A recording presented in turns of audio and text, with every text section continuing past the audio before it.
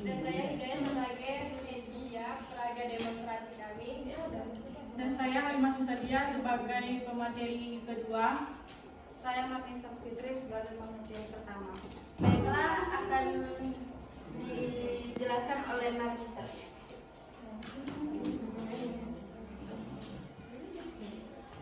Baiklah, di sini saya akan menjelaskan tentang alat peraga demonstrasi. Di sini ada yang tahu demonstrasi itu apa? Ya, boleh saya jelaskan ya demonstrasi itu apa? Demonstrasi itu adalah metode mengajar dengan memperagakan barang, kejadian, mengilustrasikan atau membuktikan suatu konsep, ide atau metode. Nah, di sini saya akan menjelaskan kekurangan dan kelebihan. Di sini teman-teman ada yang tahu kekurangan dan kelebihan demonstrasi itu apa? Tidak. Baik, di sini saya akan menjelaskan kekurangan demonstrasi itu apa dan kelebihannya. Kekurangannya itu yang pertama, membuat pengajaran menjadi lebih jelas dan lebih akurat. Yang kedua, lebih mengarahkan proses belajar peserta didik pada materi yang dipelajari. Yang ketiga, memusatkan pelatihan peserta didik. Kekurangannya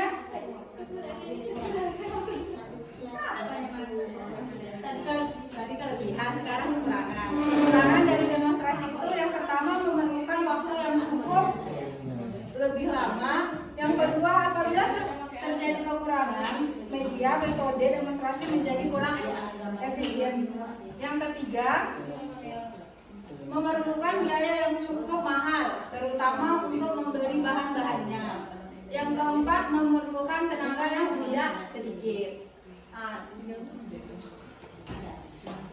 Baiklah, selanjutnya saya akan menjelaskan tentang gerhana. Di sini teman-teman ada tahu tentang apa itu gerhana? Enggak. Saya sudah menjelaskan kan apa itu gerhana. Gerhana itu adalah suatu peristiwa apabila bulan atau matahari kelihatan hilang dari pandangan sama dan keseluruhan ataupun sebagian sahaja.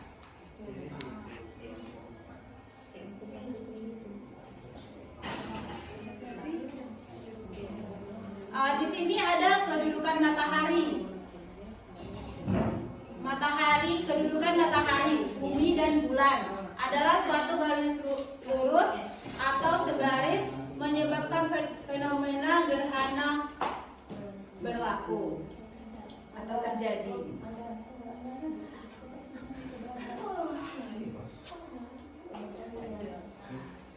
Selanjutnya yaitu sifat cahaya yang menyebabkan berlakunya gerhana ialah cahaya yang pertama cahaya bergerak lurus, yang kedua cahaya tidak menembusi cahaya. Di sini bisa kita ketahui gerhana itu ada dua gerhana. Yang pertama itu gerhana matahari.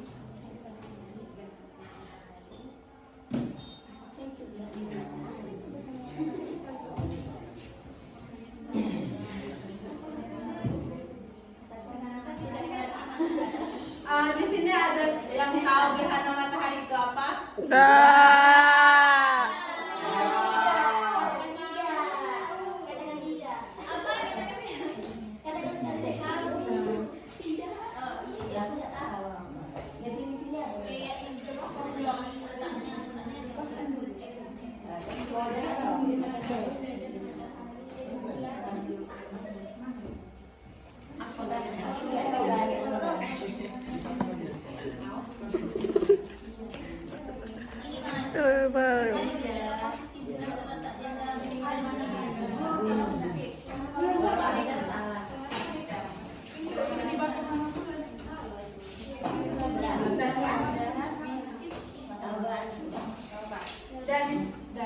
Dan di sini saya akan menjelaskan pengertian gerhana matahari. Gerhana matahari itu terjadi saat bulan terletak di antara bumi dan matahari, sehingga bayangan bulan jatuh ke sebagian permukaan bumi. Proses terjadinya gerhana matahari itu yaitu bergerak lewat di depan objek lain atau objek tersebut masuk ke dalam bayangan objek yang diamati dari permukaan bumi.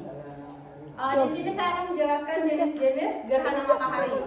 Teman-teman ada yang tahu jenis-jenis matahari itu apa? Enggak.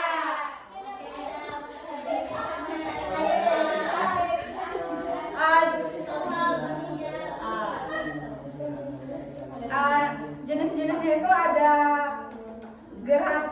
empat. Yang pertama gerhana matahari.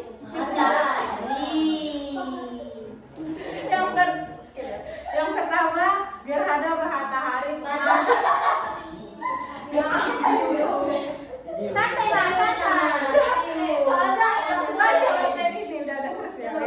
Yang pertama itu gerhana matahari hibrida atau campuran. Yang kedua gerhana matahari total. Yang ketiga gerhana matahari cincin. Yang keempat gerhana matahari sebahagian.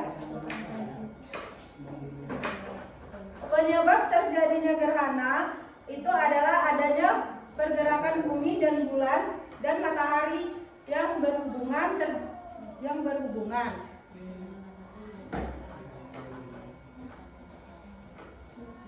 Jadi gerhana matahari itu terjadi 3 sampai 4 tahun sekali. Dan selanjutnya dijelaskan oleh Harimarto.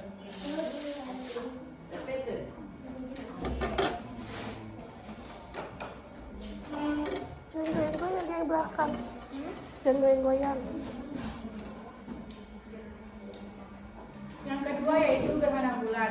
Gerhana bulan adalah peristiwa terhalangnya cahaya matahari oleh bumi sehingga tidak semuanya sampai ke bulan. Peristiwa yang merupakan salah satu akibat dinamisnya pergerakan posisi matahari, bumi, dan bulan ini hanya terjadi pada saat fase purnama dan dapat diprediksikan sebelumnya. Gerhana bulan berlaku apabila bumi berada di antara matahari dan bulan pada kedudukan sebaris.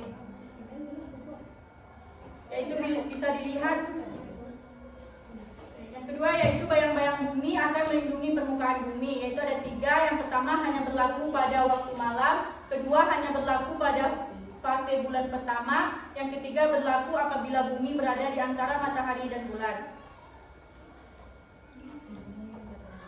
Jenis-jenis gerhana bulan yang pertama yaitu gerhana bulan separuh, yang kedua gerhana bulan penuh, dan yang ketiga yaitu gerhana bulan separuh.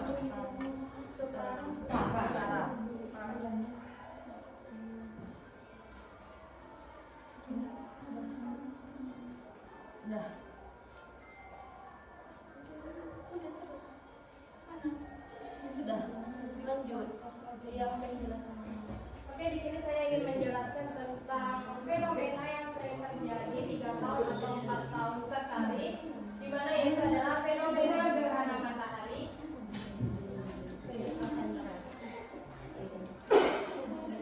Terjadinya fenomena gerhana matahari yaitu matahari yang center ini adalah sebagai sumber mataharinya, dan yang kecil ini adalah bulan, yang besar adalah bulan. Nampak semuanya? Di sini saya ingin menjelaskan gimana sih proses terjadinya fenomena gerhana matahari. Terjadinya karena bulan bergaris lurus dengan bumi dengan matahari. Contohnya seperti ini. Oke, kalian apa ya di sini ya?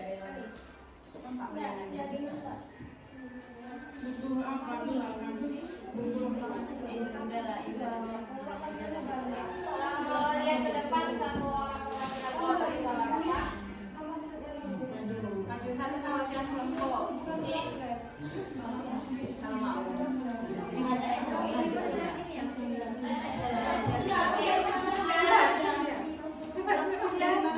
Coba itu yang gelap ya. Terus nampak bayangan pertama dan bayangan yang besar. Di mana bayangan yang kecil ini adalah umbra. Di mana umbra itu adalah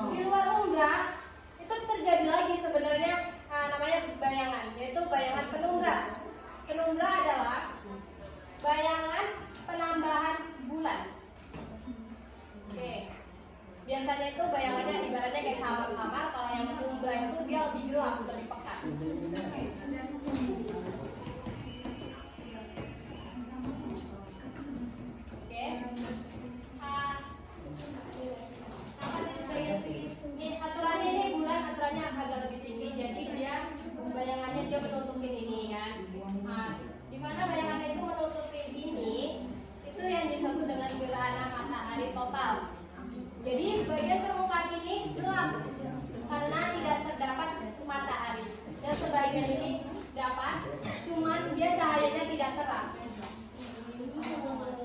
Sama-sama.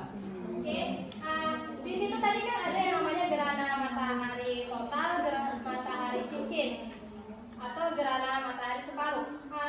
Terjadinya gerhana matahari separuh ketika bulan itu dengan matahari melakukan perputaran rotasi.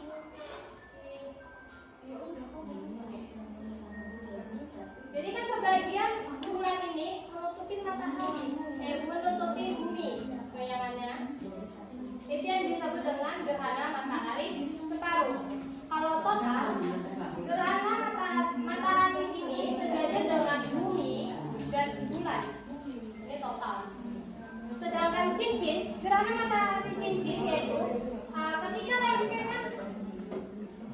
lempengan bulan menutupi keseluruhan matahari, itu disebut dengan gerhana matahari cincin.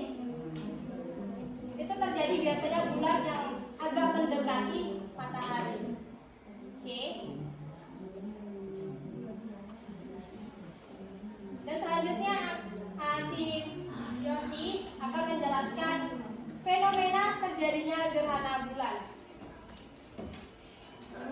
Biasanya gerhana matahari ini terjadi di siang hari dan tidak bisa ditengok dengan mata telanjang langsung atau dilihat secara langsung, harus menggunakan alat bantu. Kenapa menggunakan alat bantu? Karena bisa merusak indera penglihatan kita.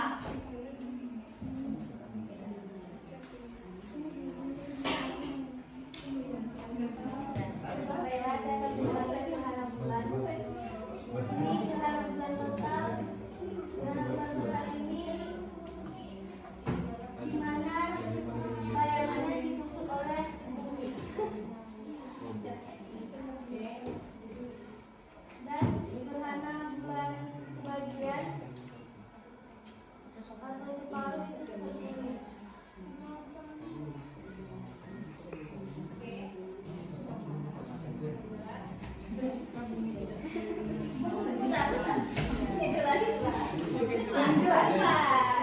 Maju lagi kalau jelas. Terjadinya fenomena gerhana bulan. Gerhana bulan ini kami mengambil dua fenomena, yaitu gerhana bulan total dan gerhana bulan separuh atau sebagian. Gerhana bulan total yaitu di mana bulan ini bergaris lurus dengan matahari dan bulan, bumi, dan bumi. Biasanya kayak gitu.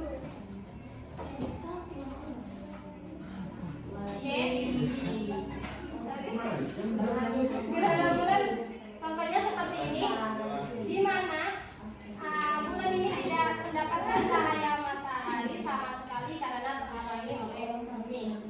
Dan kenapa kita bisa merasakan terangnya di malam hari itu? Karena matahari bergaris lurus dengan bumi dan bulan ini agak sedikit condong keluar dari bayangan matahari. Nah, ini dinamakan dengan gerhana bulan separuh.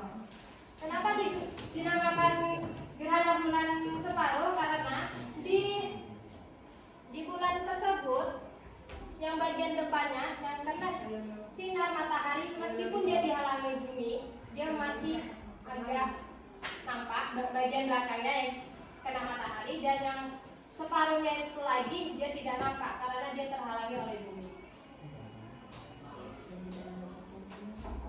Dan biasanya juga ini terjadi 3-4 tahun sekali. Terakhir fenomena itu terjadi di tanggal 20 April tahun 2023, gerhana matahari itu terjadi. Dan bulan pun terjadi di waktu yang sangat berdekatan biasanya.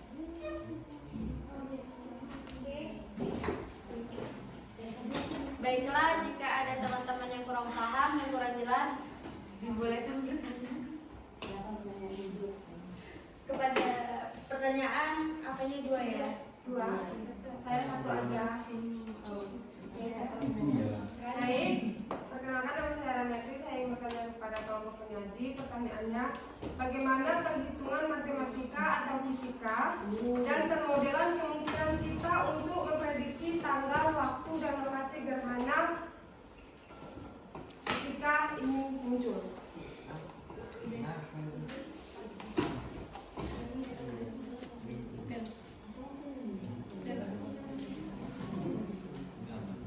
Gerhana apa? Ulang lagi, Dan. Bagaimana perhitungan matematika atau fisika, pilihlah salah satunya, matematika atau fisika, dan permodelan kemungkinan kita untuk memprediksi tanggal, waktu, dan lokasi gerhana tersebut. Ini yang kutanya tentang materi ya, tentang medianya yang lain aja yang lain.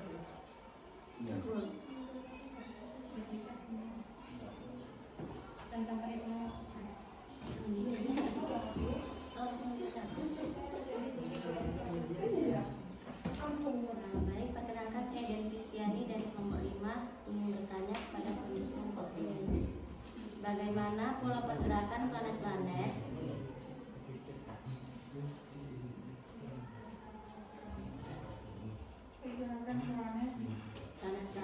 dan bulan memengaruhi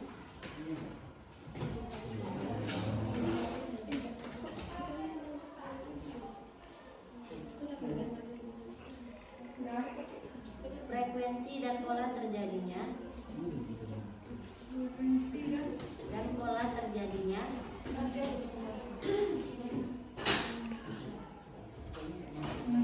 gerhana matahari dan bumi.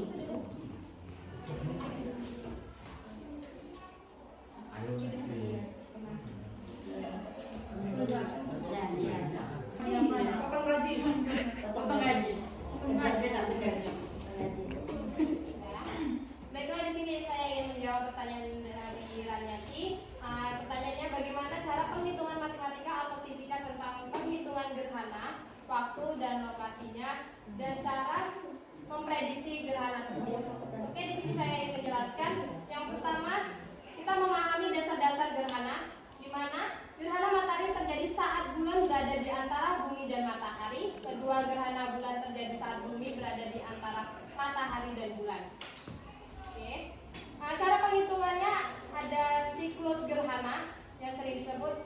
Terhadap siklus gerhana yang dikenal sebagai Saron Cycle, ini membantu memprediksi kapan gerhana akan terjadi di masa depan. Dan sekarang itu kan udah canggih alat-alat untuk memprediksi gempa ataupun fenomena-fenomena alam seperti gerhana matahari dan gerhana bulan. Di situ dikenal dengan alat bantuan ephemeris, yaitu perhitungan posisi benda langit pada waktu tertentu. Dari alat itu kita bisa memprediksi kapan terjadinya gerhana tersebut dan di mana letak yang bakal kita jumpai atau yang bakal kita nampak dari lokasi tersebut. Biasanya titik-titik tersebut tidak semuanya nampak karena di setiap daerah juga memiliki garis khatulistimanya masing-masing.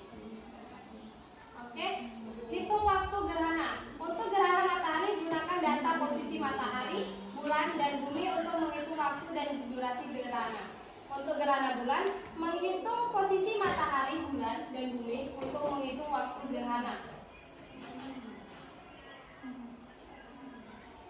Biasanya juga orang itu menggunakan konsultasi jadwal gerhana, di mana organisasi astronomi dan situs web astronomi menyediakan jadwal gerhana yang akan datang, termasuk waktu dan lokasinya. Baik, gimana? Apakah saudara Ranyati paham?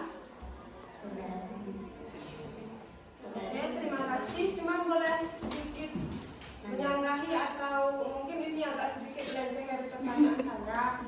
Boleh?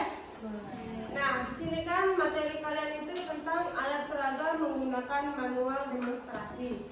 Nah, dari tadi kalian tidak ada menjelaskan tentang alat manual demonstrasi. Kalian masuknya materi pada gerhana. Coba. Tapi tadi sudah hubungannya alat manual demonstrasi kepada gerhana ini apa? Enggak gitu.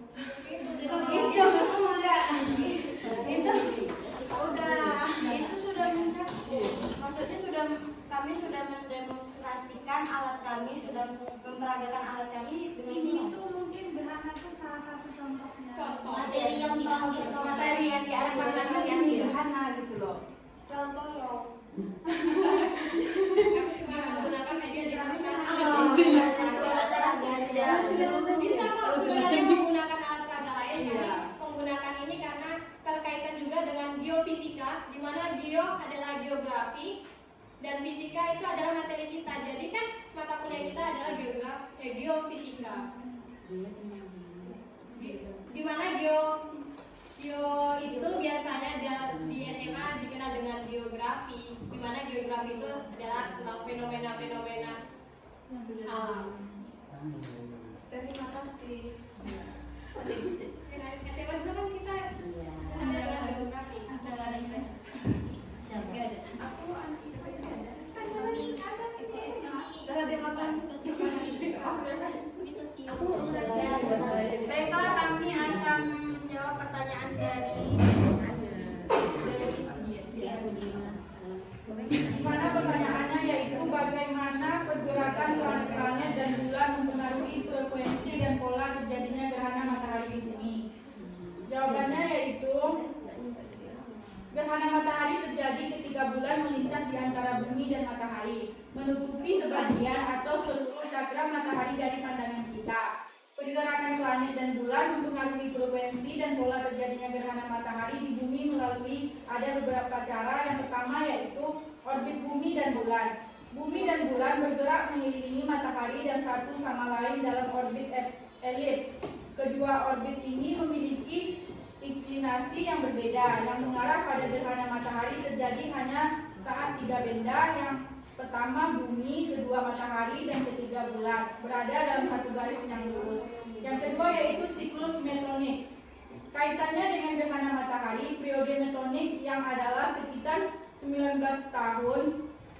Penting, setiap 19 tahun pola gerhana matahari hampir terulang. Karena dalam periode ini siklus orbit bulan selama sekitar 29,5 hari mendekati sekitar 1 bulan sinodis atau siklus fase bulan. Ini berarti gerhana matahari cenderung terjadi dalam pola yang hampir serupa setiap 18,6 tahun. Yang ketiga yaitu efek gravitasi planet. Gravitasi planet seperti Jupiter dan Venus juga mempengaruhi orbit bulan. Meskipun pengaruh ini sangat kecil, efek gravitas ini dapat menyebabkan variasi dalam siklus gerhana matahari, meskipun dampaknya relatif kecil. Jadi pergerakannya planet dan bulan memainkan peran penting dalam menentukan kapan dan di mana matahari terjadi. Fenomena alam ini memiliki pola yang dapat diprediksi dengan baik berdasarkan mekanika benda langit.